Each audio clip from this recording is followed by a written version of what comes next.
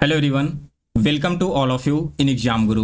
दोस्तों, इस वीडियो में मैं आपको air force X and Y group exam 2023 के लिए इंग्लिश का एक प्रीवियस ईयर क्वेश्चन पेपर का सॉल्यूशन करवाने वाला हूं। एक क्वेश्चन बिल्कुल ओरिजिनल वही है जो आपके एग्जाम में पूछा गया था और सारे ऑप्शंस भी हूबहू एग्जाम वाले ही हैं। तो अगर आपको भी इंग्लिश सब्जेक्ट में डर लगता है तो इस वीडियो को देखने के बाद आपका पूरा डर दूर हो जाएगा।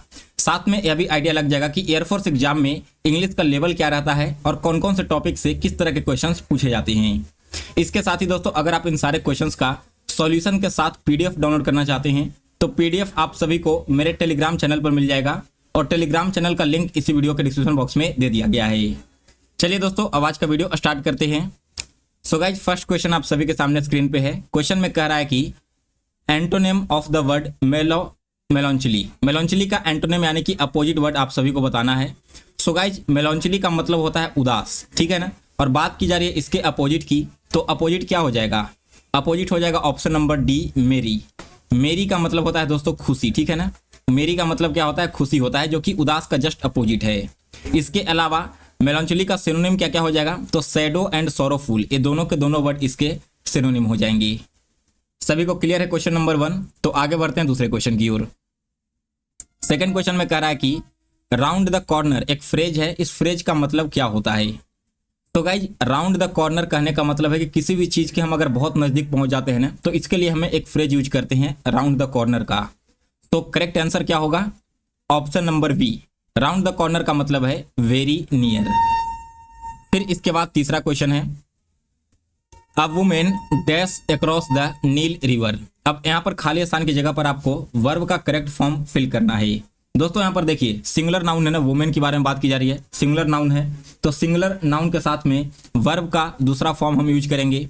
तो यहाँ पर फर्स्ट और सेकंड ये दोनों ऑप्शन तो ऐसे ही कैंसिल हो गया, क्योंकि दोस्तों देखिए स्विम क्या है? एक प्लूरल है, तो सिंगुलर नाउन के साथ हम हमेशा क्या करेंगे? प्लूरल वर्ब कभी यूज नहीं कर सकते। इसके अलावा अगर हैज हेड लगा होता तब हम स्वयं का यूज करते। तो करेक्ट आंसर हो जाएगा दोस्तों इस क्वेश्चन का स्वयं, यानी कि सी ऑप्शन बिल्कुल सही जवाब है। और स्विमिंग कब होता? जब सेंटेंस आपका कंटिन्यूअस टेंस में दिया हुआ रहता है तब हम आईएनजी वर्ड का यूज करते हैं। फिर इसके बाद अगला क्वेश्चन है 4 number, synonym of the given word alleviation. Alleviation का सिनोनिम यानी कि सिमिलर वर्ड आप सभी को बताना है। एलिविएशन का मतलब होता है दोस्तों ओवरकम करना किसी प्रॉब्लम से या फिर किसी दर्द से। तो अगर इसके सिमिलर वर्ड की मैं बात करूं तो यह हो जाएगा रिडक्शन, यानी कि सी ऑप्शन इस क्वेश्चन का करेक्ट आंसर है। बी ऑप्शन में एगोनी, तो एगोनी का मतलब होता है दोस्तों अत्यधिक गुस्सा, यानी कि बहुत ही ज्यादा गुस्सा यहां पर। फिर इसके बाद next question number 5, these are dash students who have broken all dash furniture. दोनों ही खाली स्थान में आपको आर्टिकल का करेक्ट यूज करना है, ठीक है। तो यहां पर देखो, सबसे पहले स्टूडेंट्स लिखा गया है। स्टूडेंट्स क्या है? एक प्लूरल नाउन है और प्लूरल नाउन के साथ में हु यूज किया गया है ना, यानी कि एक स्पेसिफिक पर्सन के बारे में बात की जा रही है। तो जब स्पेसिफिक पर्सन बात किया जाए तो इसके पहले द आर्टिकल का यूज करेंगे और फर्नीचर के पहले तो द आता ही है, ये आपका यूनिवर्सल है। तो इस क्वेश्चन का राइट आंसर हो जाएगा ऑप्शन नंबर सी।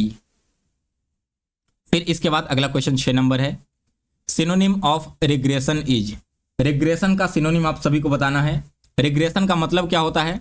तो रिग्रेशन का मतलब है दोस्तों वापसी करना, ठीक है ना। तो इसका सिमिलर वर्ड क्या हो जाएगा? सिमिलर वर्ड हो जाएगा रिटर्न, यानी कि ऑप्शन नंबर ए इस क्वेश्चन का करेक्ट आंसर है। बिगिनिंग का मतलब है शुरुआत करना, गिव अप का मतलब होता है हार मान लेना और लिव का मतलब है छोड़ देना। फिर इसके बाद अगला क्वेश्चन है 7 number, I am not interested dash further studies.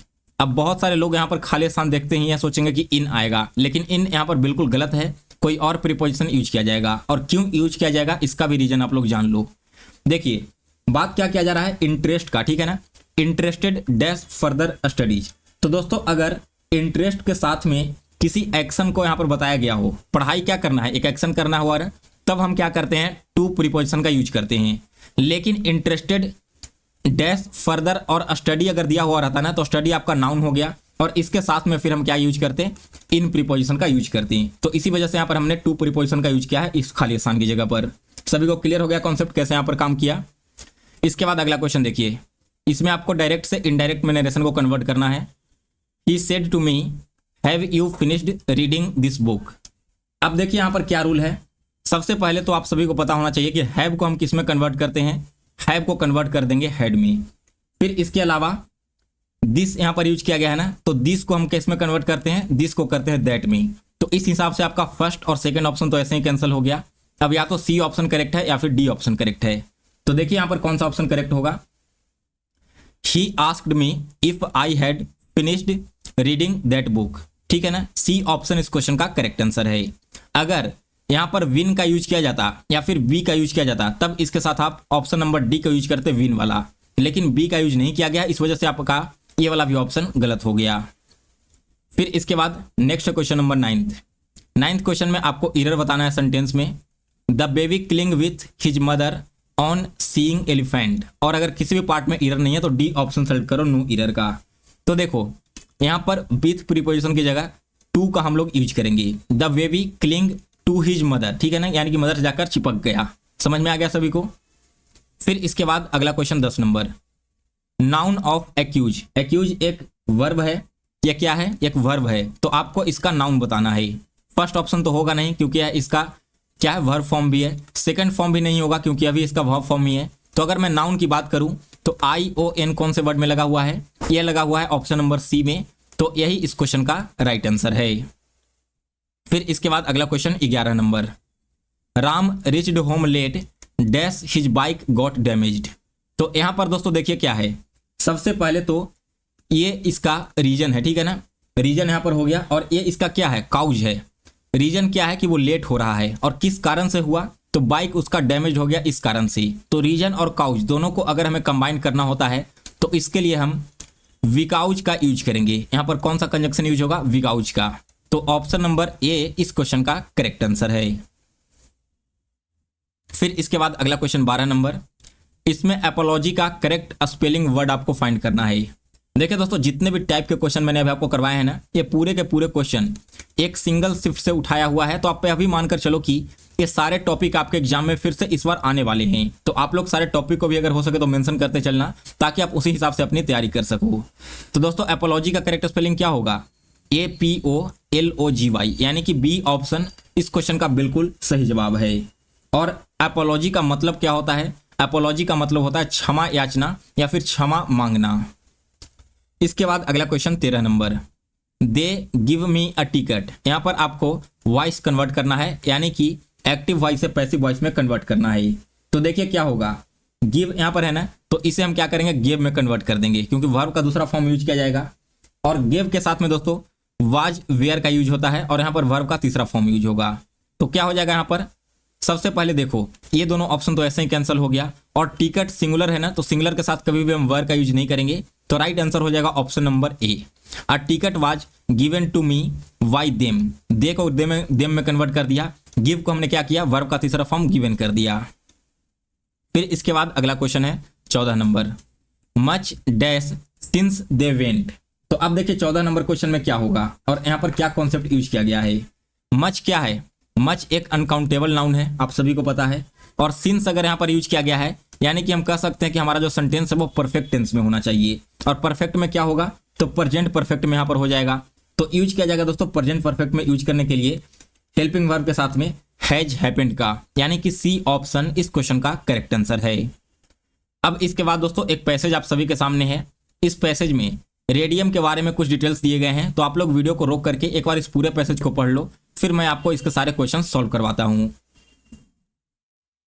चलिए, आपने पैसेज को पढ़ लिया होगा, तो देखते हैं इसका पहला क्वेश्चन। क्वेश्चन में पूछ रहा है कि व्हाट इज रेडियम। रेडियम क्या है यह आप सभी को बताना है।